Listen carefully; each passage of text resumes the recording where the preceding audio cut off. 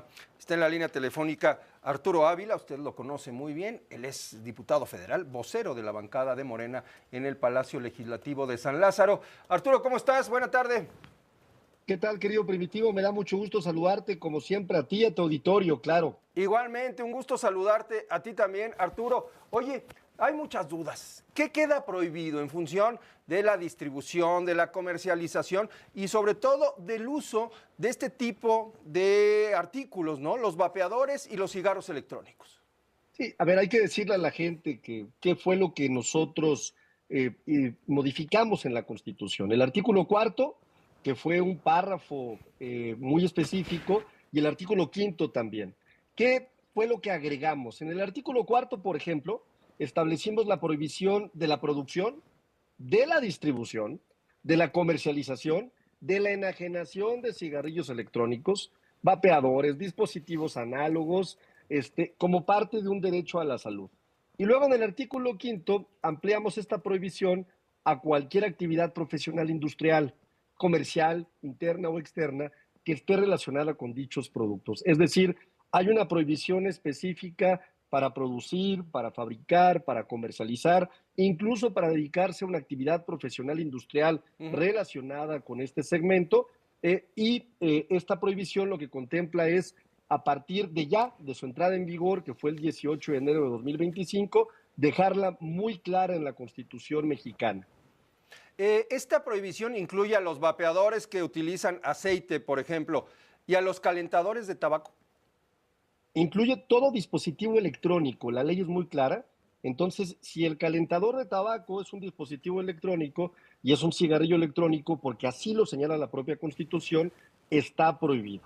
¿Y por qué lo electrónico es lo que está prohibido y no el uso de la materia prima? Porque si no tendrías que prohibir los cigarrillos tradicionales. En los estudios que nosotros hicimos, sobre todo de países que están teniendo un enorme problema de salud pública Ajá. con motivo de la enajenación y de la producción y la comercialización de este tipo de dispositivos, encontramos que muchos de estos productos, casi un 40%, tienen adhesiones adicionales a las que comentan que tienen en sus ingredientes. Y estos ingredientes son muy nocivos para la salud. Es decir, no necesariamente este tipo de dispositivos pueden garantizar que lo que está fumando el consumidor pues es tabaco simplemente puro, ¿no? Es decir, hay una serie de, encontramos, fíjate, en un estudio que hizo Cofepris, Ajá. más de 40 elementos distintos a los que están fundamentalmente en las etiquetas ellos mencionando, ¿no? Muchos de ellos que buscan adicción, por supuesto, otros tantos simple y sencillamente son elementos que generan enormes daños pulmonares. ¿Por qué? Porque la activación del dispositivo electrónico tiene una función que es la de generar ciertos volúmenes distintos al tabaco que se consume a manera de vapeador, y esto genera un daño terrible sobre la salud.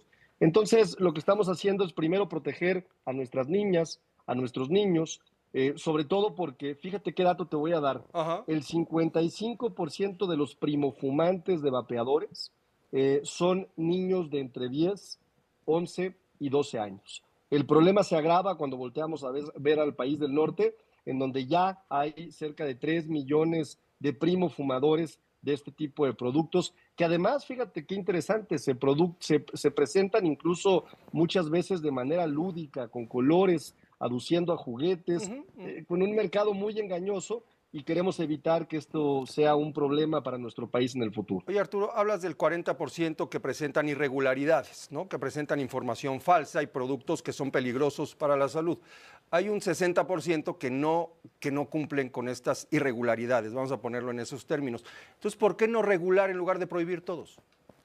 Bueno, yo creo que la Constitución lo que permite es evitar, uno, el amparo, ¿no?, contra ciertas leyes que son reglamentarias, y que con los amparos, lamentablemente, lo que hemos visto es que van caminando de alguna forma algunos temas que jurídicamente pues le dan la posibilidad a un comercializador, a pesar de que tenga deficiencias, de ser comercializado. ¿Me explico?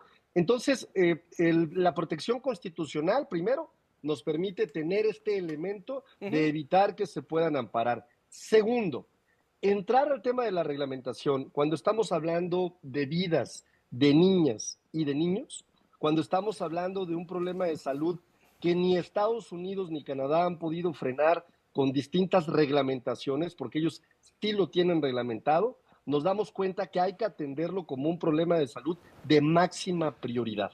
Y por eso para nuestro grupo parlamentario fue fundamental elevar a rango constitucional la prohibición y atenderlo como un caso o como una situación de máxima prioridad para nuestro gobierno. ¿Pero la prohibición lo va a frenar o va a generar un mercado negro?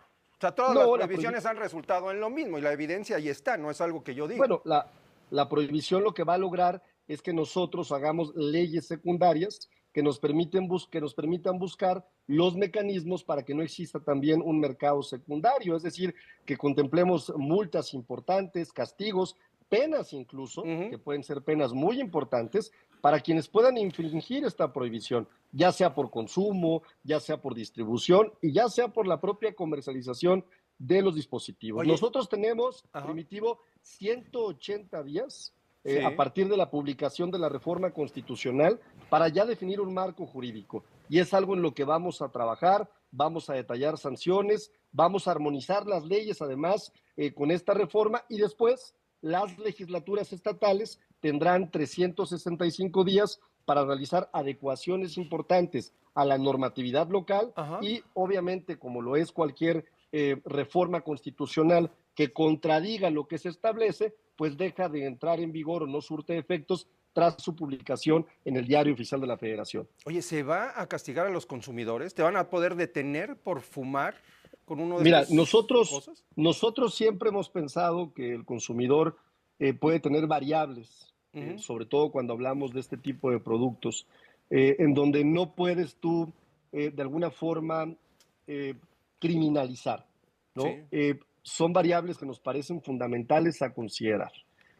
La parte que tiene que ver con el consumidor debe de atenderse desde la perspectiva de la campaña para evitar su consumo, de la campaña de información, de la campaña que dé todos los datos necesarios para que este tipo de productos no lleguen a manos de los consumidores. Será también labor del gobierno ejecutar los reglamentos, pero sobre todo el cumplimiento de la ley para que no exista ni un comercio digamos, escondido, clandestino, ni un comercio que pueda distorsionar la reglamentación que estamos estableciendo, ¿no? Muy bien, pues Arturo, muchas gracias. Entonces, esta reglamentación tendrá que aplicarse en los próximos 6 meses, ¿no? 180 días. Los próximos 6 meses nos vamos con la legislación de manera federal y después vendrá la homologación en los congresos locales, querido Primitivo. Muy bien, gracias Arturo, te mando un abrazo. Un abrazo a la distancia, hasta luego. Igualmente, Arturo Ávila, vocero.